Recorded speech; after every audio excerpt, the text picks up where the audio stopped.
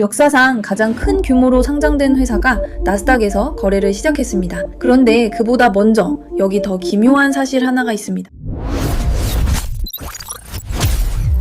바로 이번 주를 기점으로 주식시장이 위축되던 흐름이 마침내 멈췄다는 건데요. 지난 20년 동안 미국 시장에는 단순하지만 강력한 트렌드가 있었는데요. 그건 지금까지 바로 시장에 유통되는 주식 물량이 지속적으로 줄어들고 있었다는 점입니다. 쉽게 말하자면 어제의 주식 물량보다 오늘 주식 물량이 더 적었었다는 거죠. 2003년 이후 우리는 사실상 주식 풍기 시대를 살아온 셈입니다. 이 현상이 발생했던 이유는 크게 세 가지였습니다. 첫 번째는 상장 가뭄이었습니다. 예전 같았으면 상장했을 회사들이 훨씬 더 오래 비상장으로 남아 있었고, 그러니 새로 풀리는 주식 자체가 줄어든 거죠. 두 번째는 자사주 매입 붐이었습니다. 현금은 넘치는데 마땅히 쓸 곳은 없던 상장사들이 어마어마한 돈을 들여 자기 회사 주식을 사들였는데, 이렇게 사들인 주식은 소각돼서 시장에 도는 물량을 줄여버립니다. 세 번째는 사모펀드였습니다. 사모펀드는 이 시기 내내 상장사들을 빨아들여 비상장으로 돌려놓았고, 그렇게 시장에서 아예 빼내버렸죠. 새로 들어오는 물량은 적고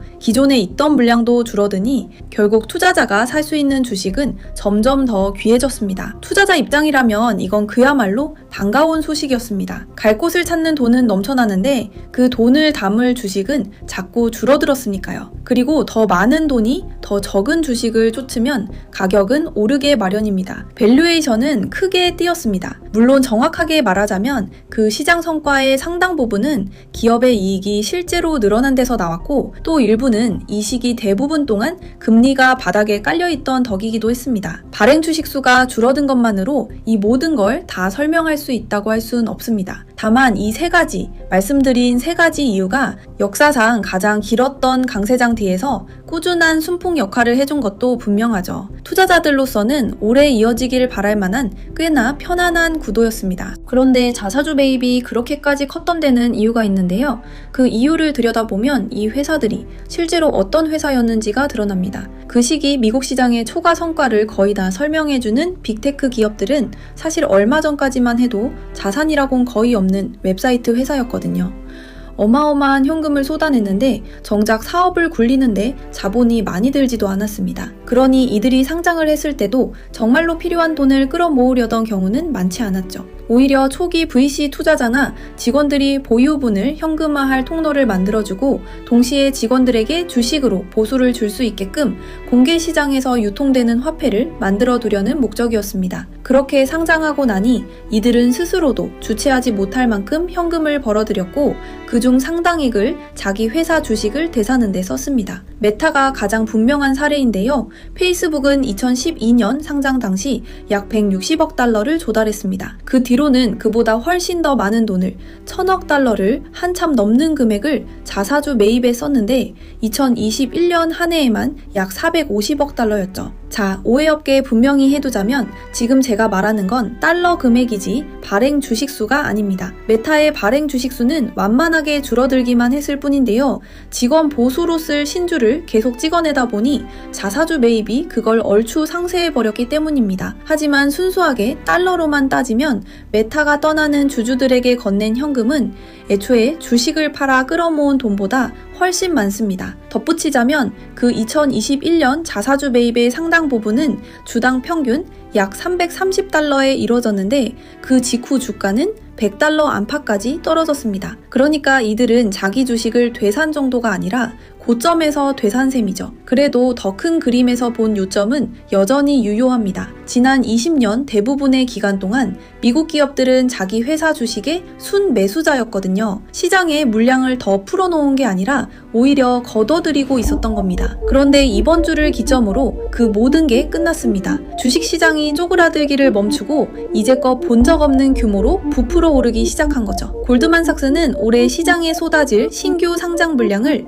2,250억 달러로 보고 있는데요. 여기에 기존 거대 기업들의 추가 공모와 그 밖의 주식 발행까지 더하면 그 숫자가 6,750억 달러, 약 910조 원까지 불어날 거라고 봅니다. 흐름이 이렇게까지 뒤집힌 건 꽤 큰 변화죠. 이유는 물론 인공지능입니다. 자, 그 이유를 본격적으로 파고들어보죠. 빅테크 기업들은 더 이상 단순한 웹사이트 회사가 아닙니다. 이들은 AI 궁비 경쟁에서 이기려면 스스로를 자산 집약형 기업으로 탈바꿈해야 한다고 결론을 내렸거든요. 거대한 데이터 센터를 짓고 무지막지하게 비싼 엔비디아 칩을 수백만 개씩 사들이고 그걸 돌리려고 자기들 발전소까지 끌어다 붙입니다. 심지어 이 인프라를 우주에 짓겠다는 얘기까지 나오는데요. 그러니까 지난 20년 동안 자기 회사 주식을 사들이기만 하던 기업들이 이제는 한꺼번에 새 주식을 시장에 내다 파는 셈입니다. 주식시장은 6,750억 달러,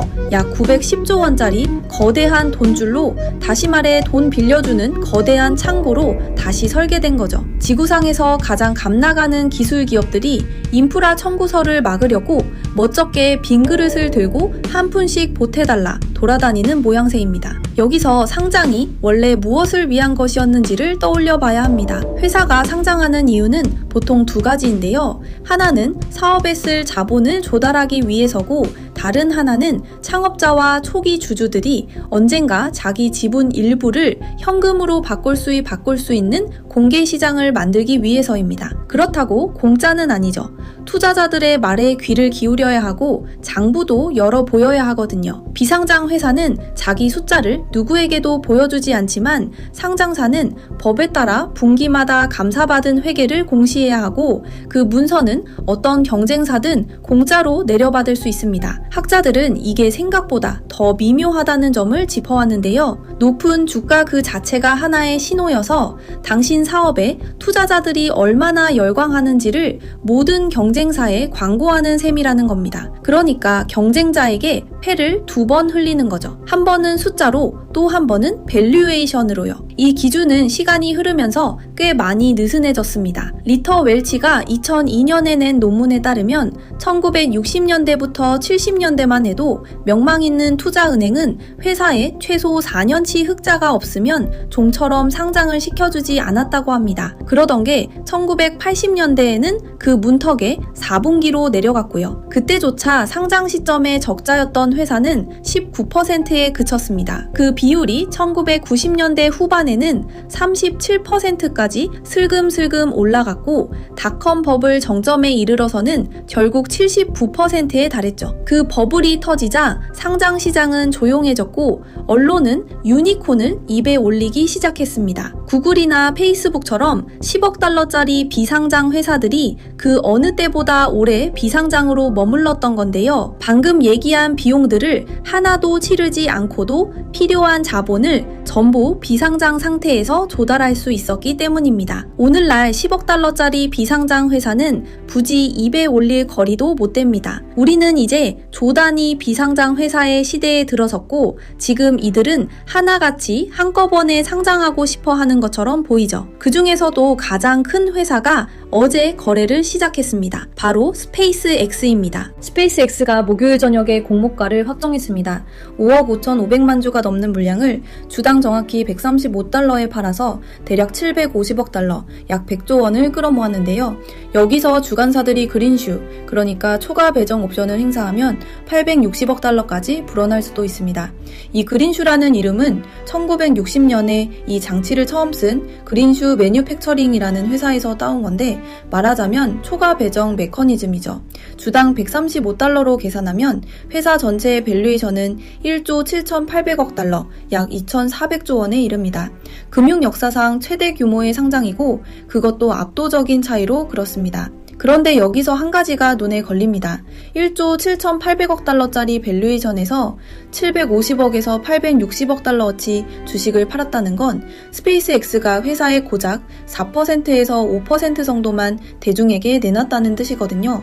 역사상 가장 큰 상장인데 정작 떼어준 몫은 놀라울 만큼 작은 셈이죠. 보통 기업들은 주식의 20% 안팎을 내놓습니다.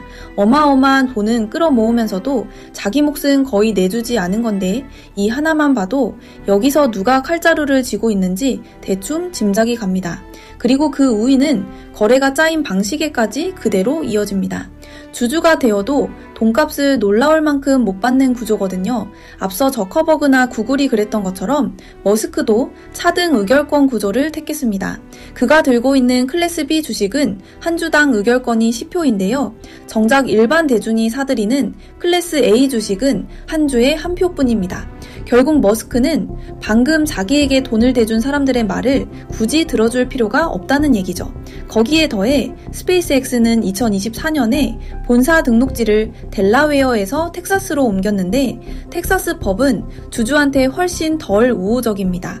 주주 제안서를 한 장 내려고만 해도 지분 3%를 들고 있어야 하는데 그게 수백억 달러치거든요. 사실상 이 영상을 보는 거의 모든 분에게는 그 선택지 자체가 아예 사라지는 셈이죠. 그리고 마지막으로 법정이 남아 있습니다.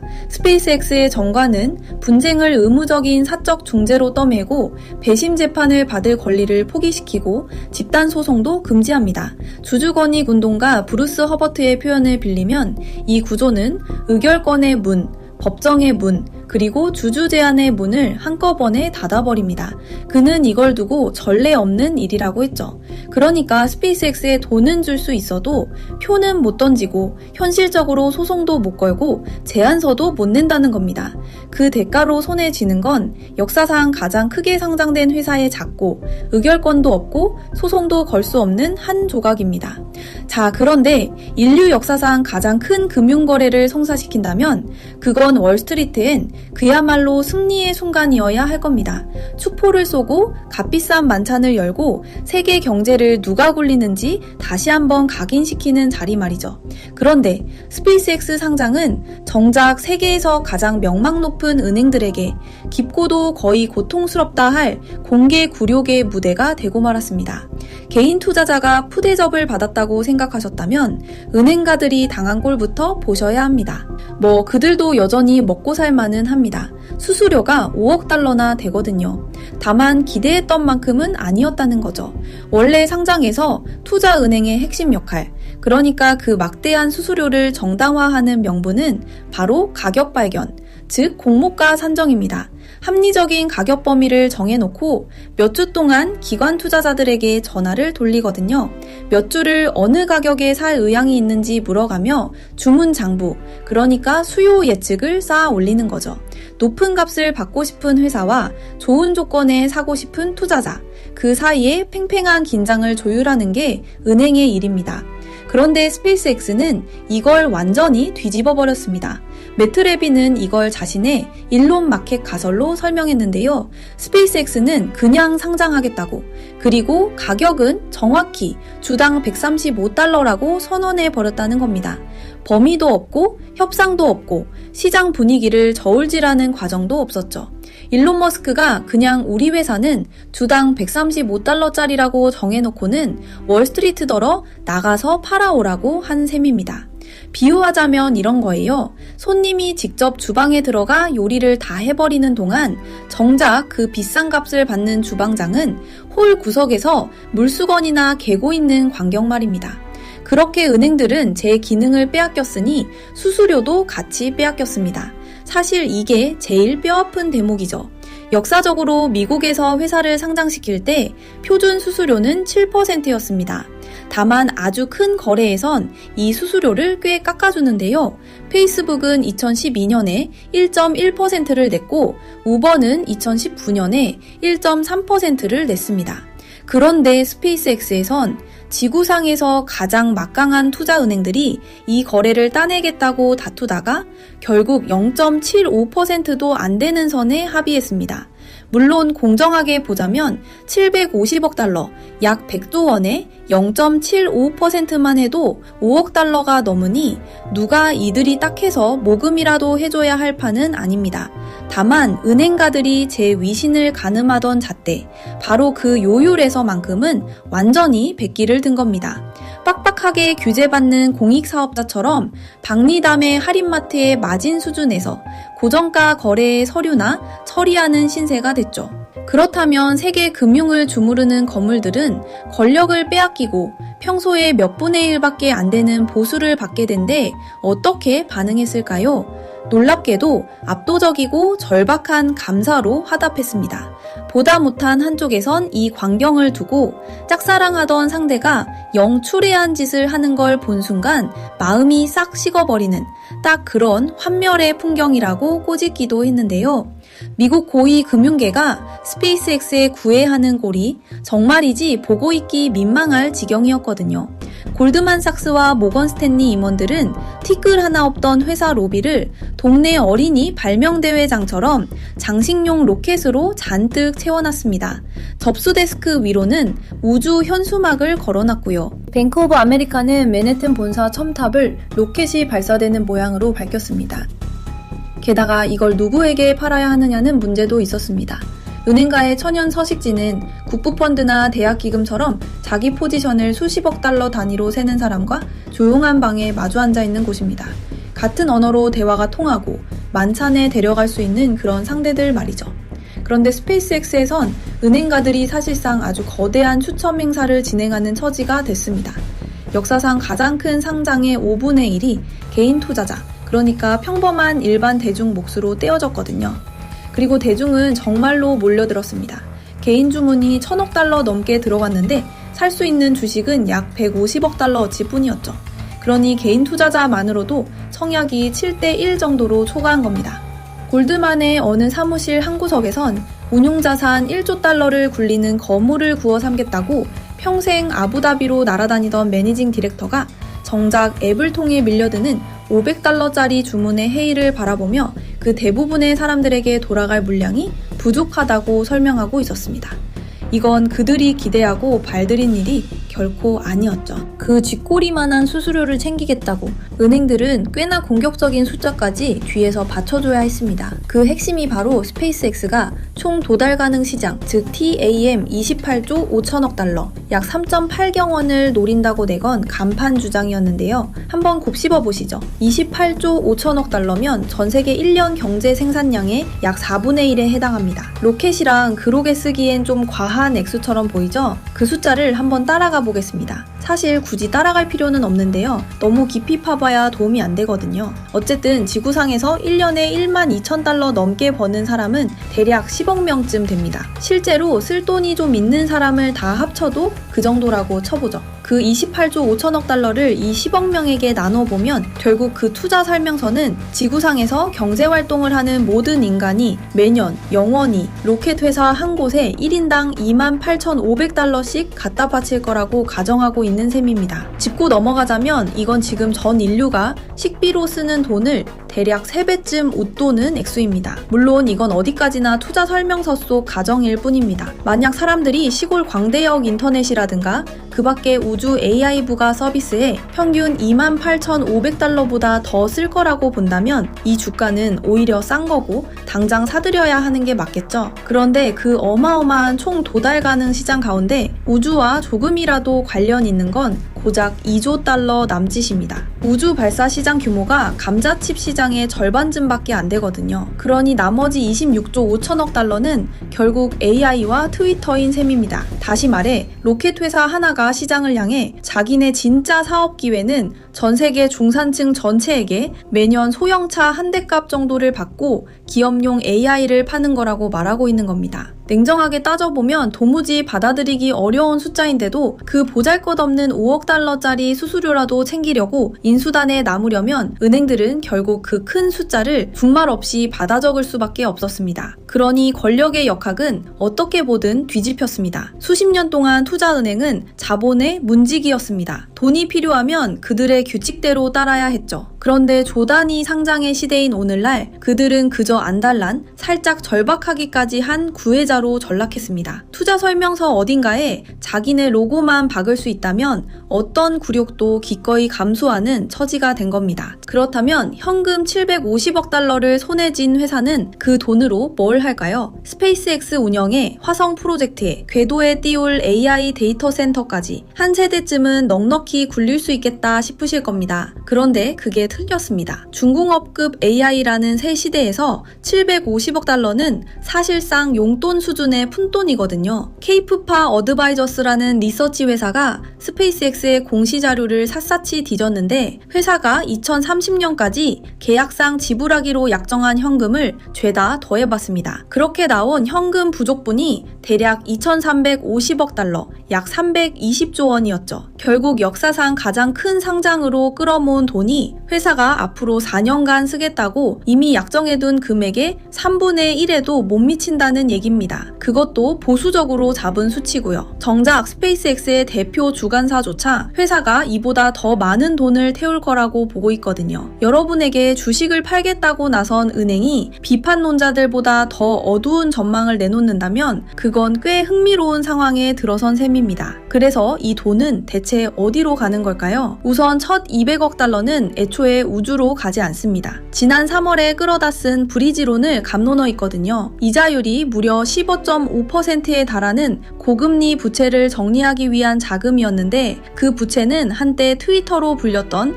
에브리싱 앱과 머스크의 AI 스타트업 xAI의 몫이었습니다. 두 회사가 스페이스X라는 거대 복합기업 안으로 흡수되기 직전의 일이었죠. 그러니까 화성에 가겠다고 끌어모은 750억 달러 가운데 200억 달러가 곧장 뒷문이 리싱 오버 빠져나가 소셜미디어 인수자금을 재융자하는 데 쓰이는 셈입니다. 그 다음은 컴퓨팅 파워인데 여기서부터가 정말로 기묘해집니다. 스페이스X는 계약을 하나 맺었는데 경쟁 AI 회사인 엔트로픽이 2029년 5월까지 매달 10억 5천만 달러씩, 그러니까 AI 연산용으로 총 450억 달러를 지불하기로 한 계약이었습니다. 그런데 공시 자료를 보면 정작 그 연산 설비는 아직 완전히 존재하지도 않습니다. 그러니까 자기네도 돈을 끌어모으려고 곧 상장을 앞둔 엔트로픽이 아직 다 지어진 것 같지도 않은 데이터 센터를 빌려 쓰겠다며 머스크의 로켓 회사에 450억 달러를 내기로 한 거죠. 그리고 상장을 불과 며칠 앞두고 스페이스X는 두 번째 임대 계약을 발표합니다. 이번엔 구글과 맺은 300억 달러짜리 계약이었습니다. 이 회사들 중 일부는 아직 아무도 갖고 있지 않은 돈으로 아직 지어지지도 않은 것의 값을 서로에게 치르고 있는 겁니다. 그리고 제가 가장 좋아하는 각주는 FT가 커서 옵션이라고 부르는 대목입니다. 스페이스X는 인수 옵션을 하나 설계해 뒀는데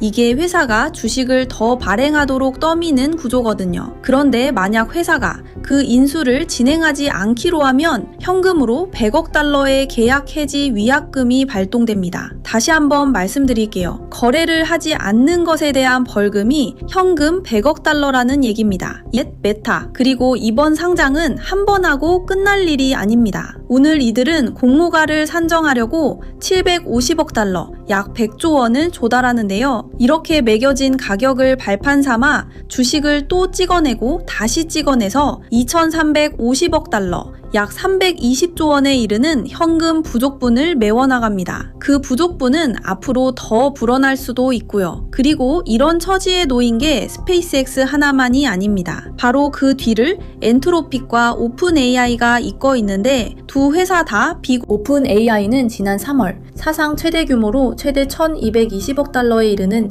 비상장 라운드를 진행했는데요. 그러고도 몇 달 지난 지금 1조 달러를 넘기길 바라는 밸류에이션으로 또다시 자금을 더 끌어모으겠다며 신청서를 낸 겁니다. 게다가 그 신청서에 친절하게도 이런 말까지 적어뒀더라고요. 사실 아직 상장하기로 정한 건 아니라고, 시간이 좀 걸릴 수도 있다고, 비상장 회사로 남아있는 편이 하기 수월한 일들이 있다고 말이죠. 상장하려고 내는 바로 그 문서에 적어넣기엔 꽤 묘한 얘기입니다. 한편 스페이스X에 450억 달러를 지불하는 쪽인 엔트로픽은 최근 약 9천억 달러로 기업 가치를 평가받았고 며칠 전 자기 서류를 제출했습니다. 그러니까 한 회사가 다른 회사의 현금 부족분을 대주고 있는 셈인데 그 둘이 또 동시에 자기들 부족분을 대중더러 메워달라고 손을 내밀려는 참인 거죠. 그리고 이게 신생기업들만의 얘기도 아닙니다. 구글의 모회사인 알파벳은 방금 새 주식을 발행해 약 850억 달러를 조달했는데요. 20년 넘는 세월 만에 처음으로 주식을 판 겁니다. 이건 역사상 최대 규모의 주식 발행이었고 스페이스X 상장보다도 큰 규모였습니다. 메타, 그러니까 페이스북 말이죠. 한때 시장 꼭대기에서 1000억 달러가 넘는 돈을 들여 자기 회사 주식을 사들였던 그 회사가 이번엔 완전히 반대로 돌아섰습니다.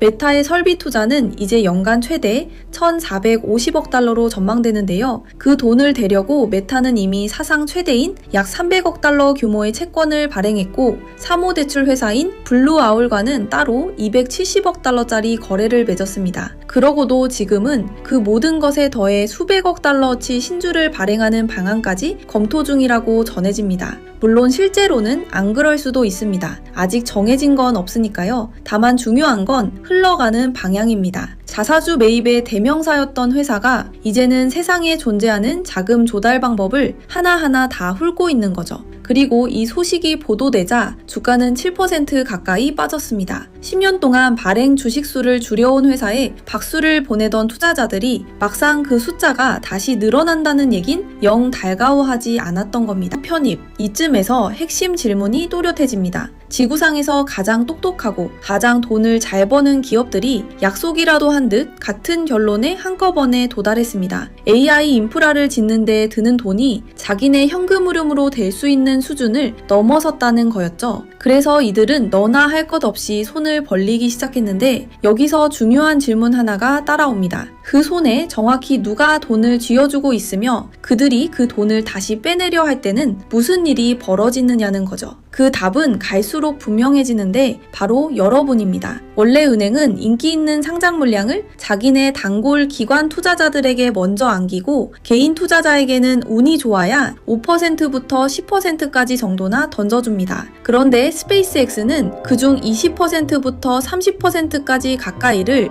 개인 투자자 몫으로 따로 떼어놨거든요. 역사상 가장 큰 상장을 가져다가 그 4분의 1을 대중을 겨냥한 개인 투자자용 상품으로 바꿔버린 셈입니다. 자, 어떤 회사가 갑자기 수백억 달러어치 주식을 일반 대중에게 팔지 못해 안달이 났다면 학계 연구를 한번 들여다볼 만합니다. 1986년 경제학자 케빈 락은 저널 오브 파이낸셜 이코노믹스에 왜 신규 발행 주식은 저평가되는가 라는 유명한 논문을 발표했는데요. 상장 공모가가 어떻게 매겨지는지 그리고 상장 첫날 주가가 왜 튀어 오르는지를 설명한 논문이었습니다. 2002년 에가월의 논문은 승자의 저주를 풀어냈죠. 저자들의 설명은 이렇습니다. 기관 투자자는 정보를 가진 매수자이고 개인 투자자는 정보가 없는 매수자라는 겁니다. 어떤 상장권이 정말로 좋은 거래라면 정보를 쥔 기관들이 물량을 싹 쓸어가고 개인 몫은 줄어듭니다. 반대로 그게 별 볼 일 없는 물건이라면 기관은 발을 빼고 은행이 그 물량을 잠시 손에 쥐고 있다가 식은 감자를 떠안은 셈이죠. 재빨로 개인에게 넘겨버립니다. 그러니까 여러분이 100주를 신청했는데 정말로 100주를 다 받았다면 그건 기뻐할 일이 아니라 오히려 겁을 내야 할 일입니다. 똑똑한 돈이 방금 자리를 떴다는 뜻이거든요. 스페이스X의 경우엔 개인 투자자 주문 장부가 어마어마하게 청약 초과였으니 여기서 딱 그런 상황이 벌어진 건 아니었습니다. 다만 월스트리트가 이 거래를 성사시키려고 개인 투자자 자금 200억 달러가 필요하도록 판을 짰다는 사실은 그들이 누구를 방 안에 들이고 싶어 했는지를 말해주죠. 그리고 그 사람들을 그 방 안에 붙들어 두는 방식의 메커니즘은 작지만 놀라운 금융공학의 결정체입니다. 월스트리트는 개인 투자자가 상장 물량을 사는 건 기꺼이 허락하면서도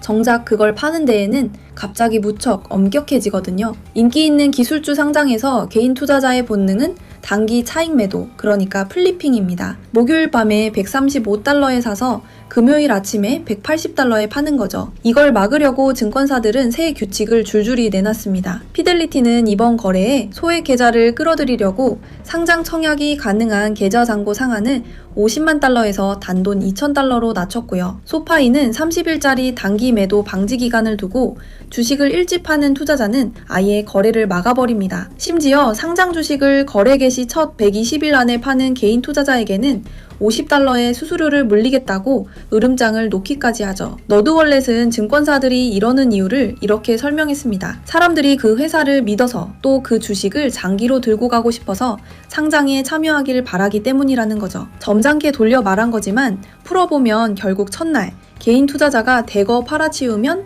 주가가 떨어지고 인수회사들이 망신을 당한다는 뜻입니다. 이런 보호 예수 장치들은 머스크가 나스닥 같은 지수 제공업체들에 요구했다고 전해지는 신속한 지수 편입과 맞물려 돌아갑니다. 주요 지수들은 대체로 머스크 앞에 무릎을 꿇었죠. 원래 회사가 주요 지수에 들어가려면 긴 거래 안정화 기간을 거쳐야 하거든요. 그런데 나스닥은 스페이스X를 위해 초고속 편입 규칙을 새로 만들어 초대형 상장 종목은 상장 후 단 15거래일 만에 나스닥 100에 들어올 수 있게 해줬습니다. FTSE 러셀은 한술 더 떠서 이 회사를 단 5일 만에 러셀 1000에 쓸어 담았고요. 끝까지 버틴 곳은 S&P 500뿐이었는데 기존 규칙을 그대로 재확인하면서 스페이스X에 대한 패스트 트랙을 아예 거부했습니다. 자, 이 배당 구조를 한번 들여다보죠. 개인 투자자들은 역사상 가장 크고 가장 비싼 공개 공모에 잔뜩 배정을 받습니다. 그들의 증권사는 일찍 팔면 벌을 주겠다고 으름장을 놓고요. 그리고 그들이 매도를 허락받는 바로 그 시점쯤이 되면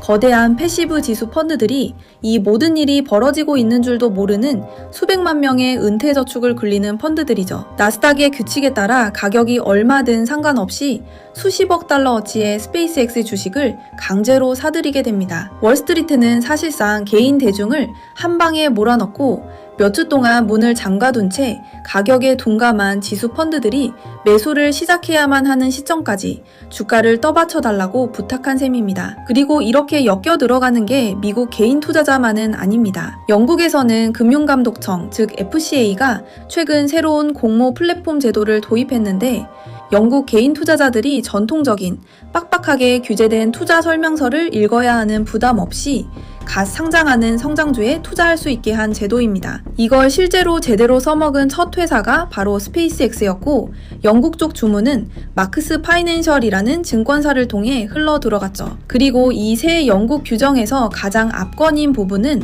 플랫폼 운영사인 마크스가 발행 회사가 공모 마감 후 최소 6개월은 운영을 이어갈 만한 자금을 갖추고 있음을 보증하도록 돼 있다는 점입니다. 그러니까 런던 어딘가의 한 작은 증권사가 세계에서 가장 종잡을 수 없는 억만장자가 운영하고 아직 상장도 안 한 또 다른 회사와 맺은 450억 달러짜리 컴퓨팅 계약에 매출의 일부를 기대고 있으며 그것도 아직 온전히 존재하지도 않는 데이터 센터를 위한 계약에 기대고 있는 시가총액 1조 7,800억 달러, 약 2,400조 원짜리 항공우주 AI 복합기업이 적어도 크리스마스까지는 돈값을 한다고 자기네 감독 당국에 보증한 셈입니다. 자, 이제 정리해보겠습니다. 6,750억 달러, 약 910조 원에 달하는 신규 공모 물량이 해일처럼 시장으로 밀려드는 와중에 개인 투자자들은 증권사 손에 방 안에 갇혀있는 셈이고 조단위 비상장 기업들이 줄줄이 엔비디아 칩값을 대려고 너나 할 것 없이 손을 벌리고 있습니다. 그러니 자연스럽게 이런 질문이 떠오르죠.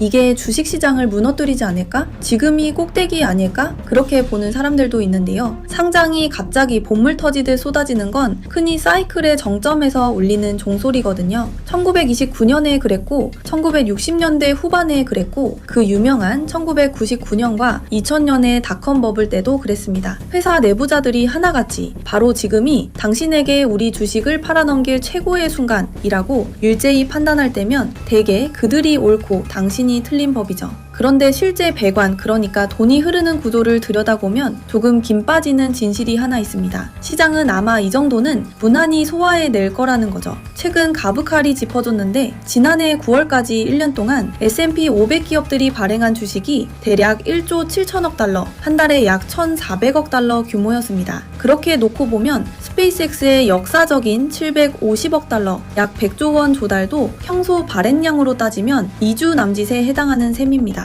여기에 엔트로픽, 오픈 AI, 알파벳, 메타까지 다 더한다 해도 미국 자본시장은 이 모든 걸 무너지지 않고 소화할 수 있습니다. 그러니 진짜 문제는 시장이 이걸 받아낼 수 있느냐가 아니라 과연 좋은 투자가 되겠느냐입니다. 그 점에 관해서라면 기록이 분명한 이야기를 들려줍니다. 상장의 규모는 그 투자가 잘 풀릴지 여부와 사실상 아무 상관이 없거든요. 어제까지만 해도 역대 최대 상장은 사우디 아람코였습니다. 2019년에 256억 달러를 조달했는데 그 뒤로 줄곧 부진했죠. 반면 비자는 2008년 위기의 한복판에서 179억 달러를 조달하고도 이후 대략 3000% 안팎의 수익을 안겨줬습니다. 중요한 건 거래의 덩치가 아니라 그 사업이 얼마나 오래 버티느냐, 그리고 당신이 치르는 값이 얼마냐죠. 그런데 지금 투자자들이 치르고 있는 값은 그야말로 놀라운 수준입니다. 주당 135달러면 스페이스X의 기업 가치는 직전 15개월 매출의 90배가 넘습니다. 이익이 아니라 매출의 90배예요. 이 회사는 어마어마한 규모로 적자를 내고 있거든요. 진짜로 혁신적인 기술 기업을 높은 밸류에이션에 사들이는 게 어떤 건지 비교할 사례를 찾는다면 2000년의 시스코로 거슬러 올라가 볼 만합니다. 시스코는 초기 인터넷 시대에 다들 금광으로 몰려갈 때 정작 금 캐는 곡괭이 대신 그 길목에 도로와 수도를 깔던 회사, 그러니까 인프라 공급자였죠. 웹이 돌아가게 만든 라우터와 스위치를 만들었습니다. 그야말로 경이로운 사업이었어요. 2000년 3월에는 잠시 마이크로소프트를 제치고 세계에서 가장 가치 있는 기업에 오르기도 했습니다. 하지만 그 밸류에이션은 현실에서 동떨어져 있었고 버블이 터지고 주가가 무너졌을 때 시스코는 살아남기는 했죠. 이익도 계속 늘렸고 지배적 지위와 수익성도 지켜냈습니다. 그런데도 주가가 2000년 고점을 넘어 새 기록으로 마감하기까지는 2025년 12월까지, 그러니까 25년이 넘게 걸렸습니다. 만약 당신이 꼭대기에서 샀더라면 인터넷 시대를 끝까지 살아남은 위대한 기업 중 하나에서조차 본전을 되찾는 데만 4반세기를 기다려야 했던 겁니다. 그러니 스페이스X는 정말로 화성을 식민지로 만들지도 모릅니다. 세상이 한 번도 본 적 없는 가장 거대한 궤도 데이터 센터를 지을 수도 있겠죠. 그런데 1조 7채 800억 달러, 약 2400조 원이라는 밸류에이션이라면 이건 모든 게 완벽하다는 전제 위에 매겨진 값입니다. 투자 설명서를 들춰보면 스페이스X가 광고로 벌어들이는 돈이 지금 구글이 광고로 버는 돈의 2배로 잡혀 있거든요. 그것 하나만이 아니라 다른 여러 가정들까지 전부 맞아떨어져야 비로소 이 밸류에이션이 정당화됩니다. 사실 스페이스X 상장은 훨씬 더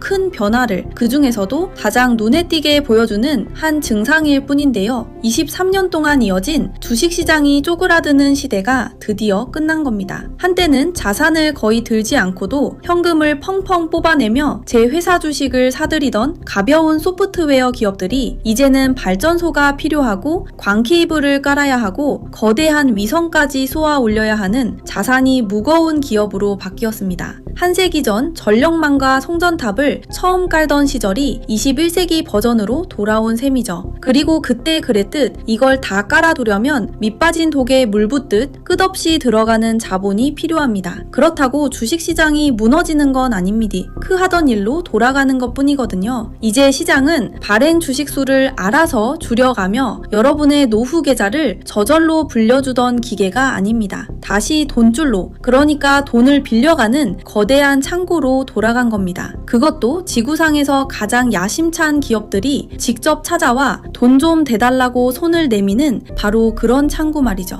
금요일에 거래가 열리자 투자자들은 줄을 서서 자기 차례를 기다렸습니다. 제 저축을 28조 5천억 달러, 약 3.8 경원짜리 꿈의 아주 작은 조각과 맞바꾼 거죠. 의결권도 없고 소송도 걸 수 없는 그런 조각을요. 주가는 그날 약 19% 오른 채로 장을 마쳤는데 이건 상장에서는 흔히 나오는 성적입니다. 처음에 말씀드렸죠. 많은 사람들이 이 편한 시절이 영원히 갈 줄 알았다고요. 그런데 그렇지가 않았습니다. 그리고 그 뒤로도 줄줄이 아마 또 의결권 따위는 주지 않을 그 다음 투자 설명서들이 차례를 기다리고 있습니다. 어떻게 흘러가는지 함께 지켜봅시다.